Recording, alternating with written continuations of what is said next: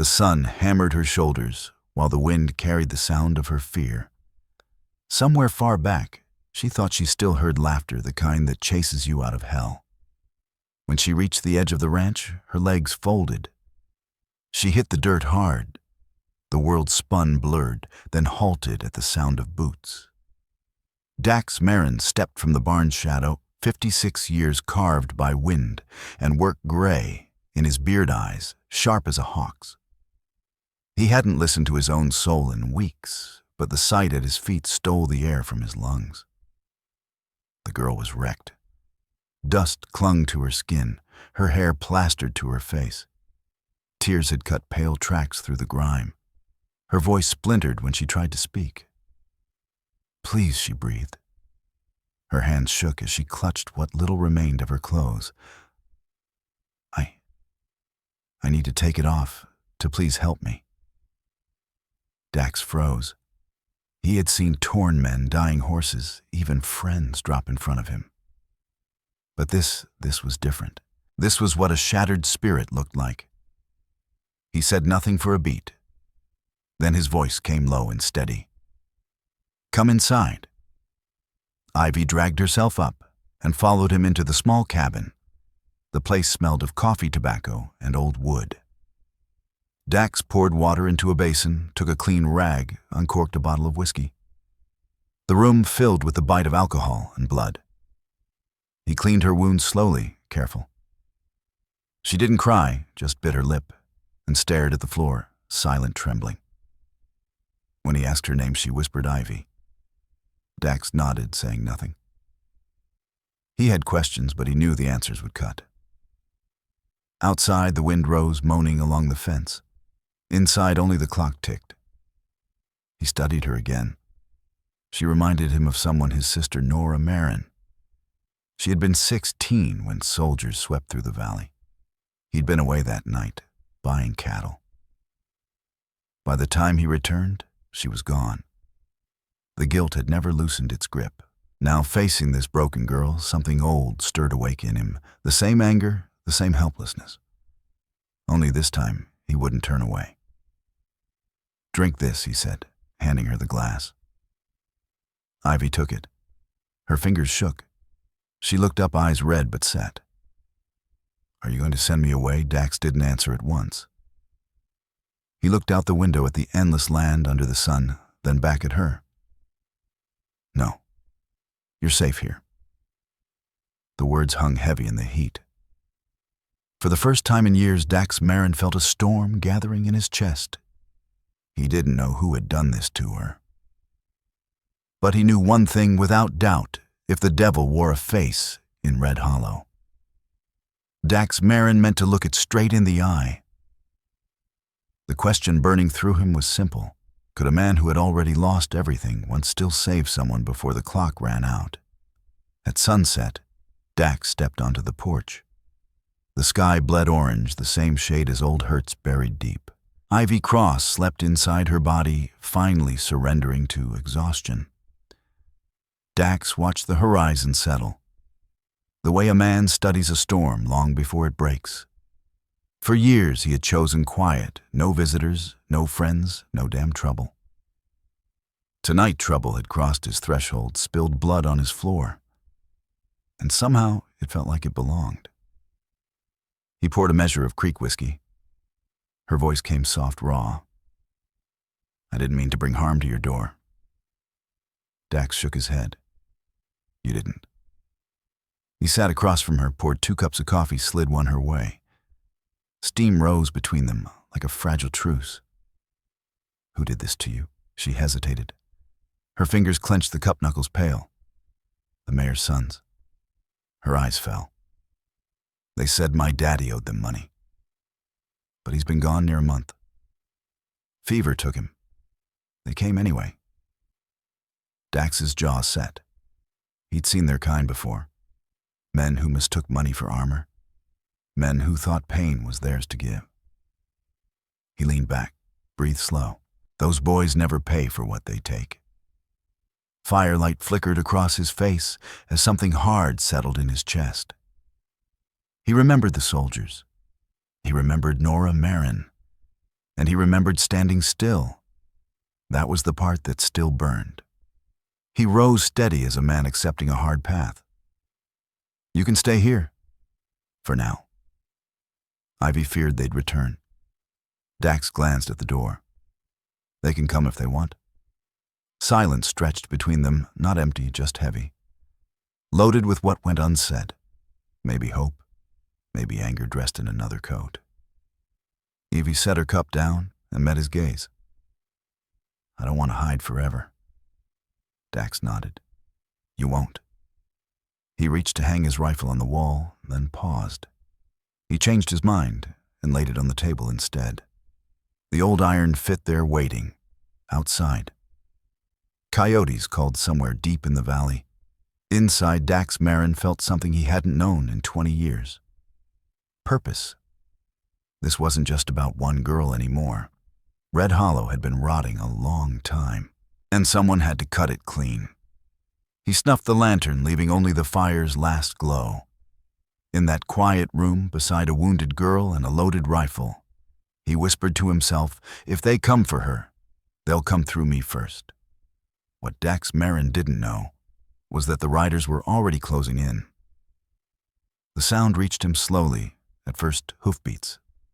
Faint. Even, drawing nearer. Dax knew that sound well. He'd heard it too many times back when trouble rode in with spurs and easy smile. He moved to the window and stared out across the open flats. Dust lifted off the ground. 6 riders headed straight for the house. He didn't need a second look. 3 were the mayor's sons. The other 3 were hired guns. Ivy Cross came down the stairs. Her hair hung loose.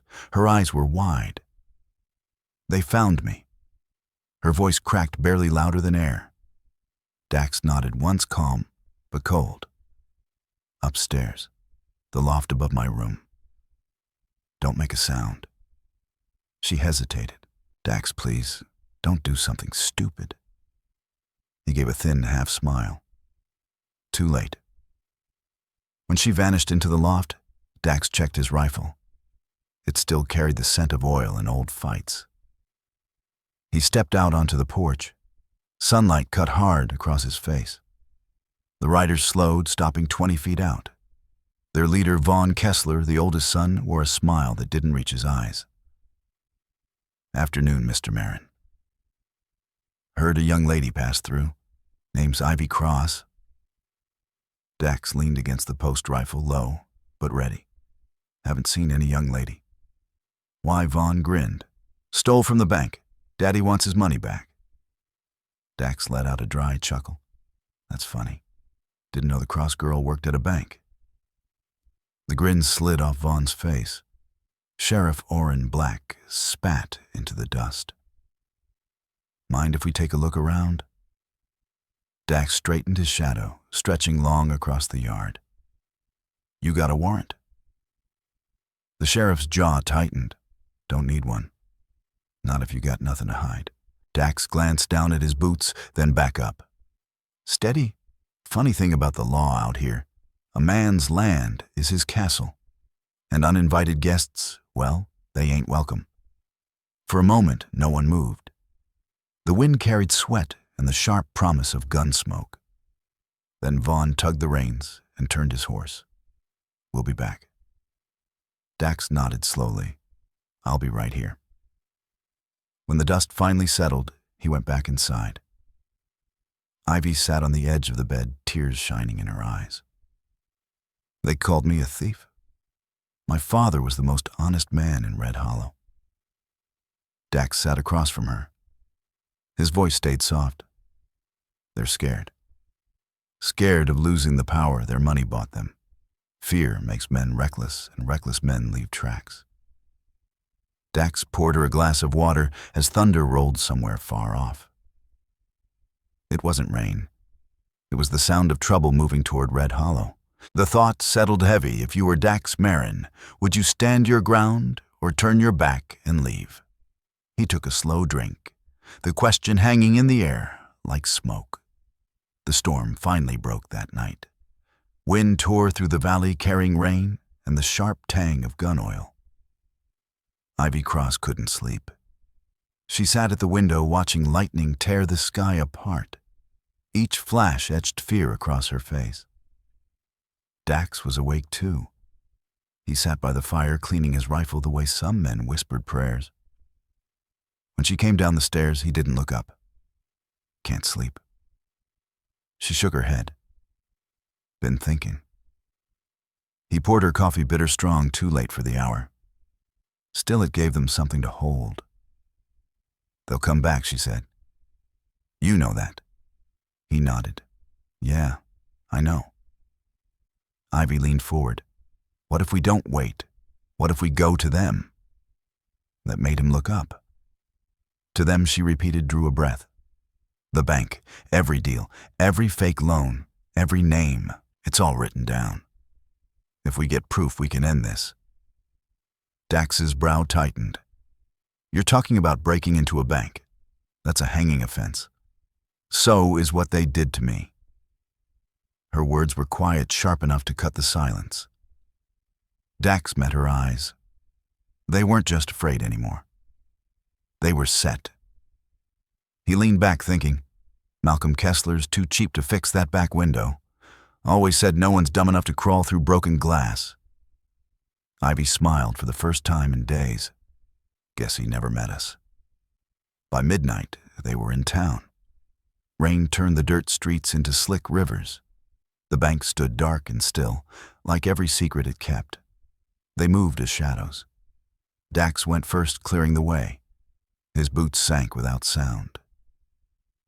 Ivy found the broken window. Her hands shook as she pulled herself through, but she didn't stop.